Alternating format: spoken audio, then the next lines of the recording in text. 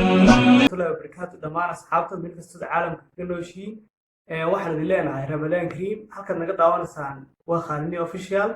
fadlan haddaad nagu cusub tahay subscribe star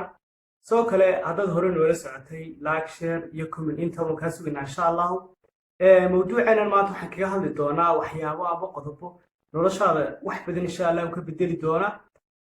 ugu horreyn horta asxaab badan bay soo weydiisay inaan baraankiyo iyo soo kale follow uga soo sameeyo iyo fiidiyooyo kala xiiso leh insha Allah asxaabtana waxa la waxaas oo dhan inoo soo wadnaa hayga degdegina insha Allah marka intaan muuqaalkeenan maanta gudageyn waxaan idin hayaa laba muuqaal aad iyo aad u cajiib ah daawasho wacan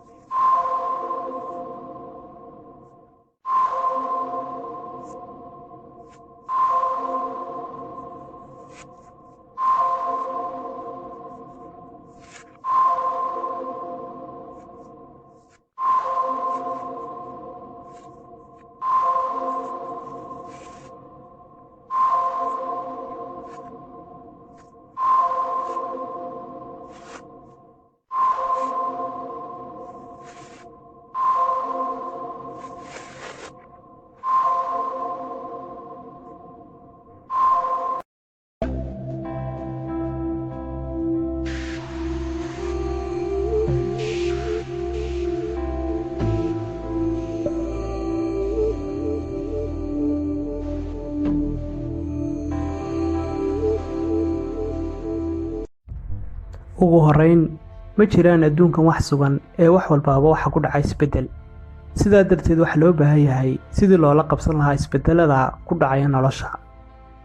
haddaba si aan horumarno isbedeladan waa inaynu markasta la jaan qaadnaa tareenka aanba halkay marayso nolosheennu wax kale oo jirta baahiyo joogta oo dhinaca xirfadda iyo macluumaadka intaba qof kasta wuxuu u baahan yahay si joogta inuu baadi goobo culaysyada nolosha soo waajaha way badan yihiin sidaa daraaddeed waxaad u baahan tahay inaad mar kasta baratid tabaha iyo sida loola dhaqmayo ama sida looga gudbayo carqaladaha amba culaysyada nolosha ku soo waajahaya tiirarka ay ku taagan tahay is-horumarintu wax kasta sal iyo aasaas ay leeyihiin haddaba halkan waxaan si kooban ugu sharxi doonaa 5 tiir ee horumarinta amba nolosha aad ku horumarin karto waa inaad istaqaano qofku waa inuu isweydiiyo kumuu yahay amba kumaa tahay maxay si tahay awooddaada xirfadda aad leedahay haddii uusan qofku su-aashaa jawaab rasmi u helin waxa ku adkaan doontaa inuu is-horumariyo noloshiisa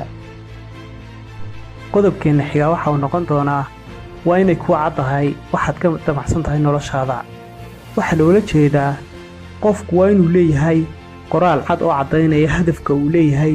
kuwa dhowdhow oo loo yaqaano afka qalaad ee Englishta short term goals iyo kuwa fogfog oo loo yaqaano Englishta long term goals hadafyada fog waxa lagu higsadaa gaaritaankooda muddo ka badan sanad ama muddo aad u badan xagga kuwa dhowdhowna lagu higsado muddo aad u gaaban waa inaad taqaanid sida aad ula dhaqmi lahayd naftaada iyo dadka kale intaba waa inaad taqaanid waxaad ka rabtid ama ka damacsan tahay naftaada iyo tan dadka kaleba aadna ka dhaadhicin kartid waxaad damacsan tahay weydiin kartid waxa aanad fahmin adigoo adeegsanaya qaabka iyo sida ugu wacan ee lagula xidhiidho dadka kale tusaale ahaan 20 qof haddaad weydiisid maxaa la dhahaa guusha amba waa maxay guushu mid kastaa si ayuu kugu jawaabayaa taasoo ah sida uu arko inay tahay guushu macnaheedu amba ay tahay saa darteed waa inaad taqaanaa si aad ula dhaqmi lahayd naftaada iyo tan dadka kale intaba qodobkeenna xigaa waxau noqon doonaa waa inaad leedahay xirfad aad kaga faa'iidaysan kartid hantidaada macnaheedu waxaa loola jeedaa inaad leedahay hanti aad uga maarmi kartid inaad dad kale wax weydiisato soomaalida ayaa ku maamaada baryo badan iyo bukaan badan baa la isku nacaa maxaa yeelay haddii aanad haysan lacag aad isku horumarisid amba aad isku maalgelisid is-horumarintu way adag tahay inaad sidii la rabay noqoto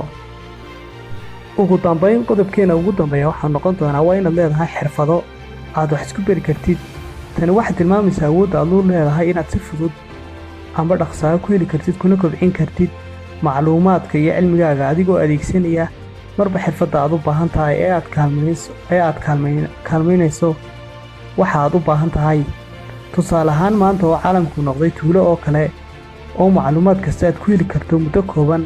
bal ka waran haddii aanad aqoonin sida loo isticmaalo internetka. sidaa darteed waa inaad abuurtaa amaba kordhisaa xirfadaha kugu saacidaya kororsiga cilmiga.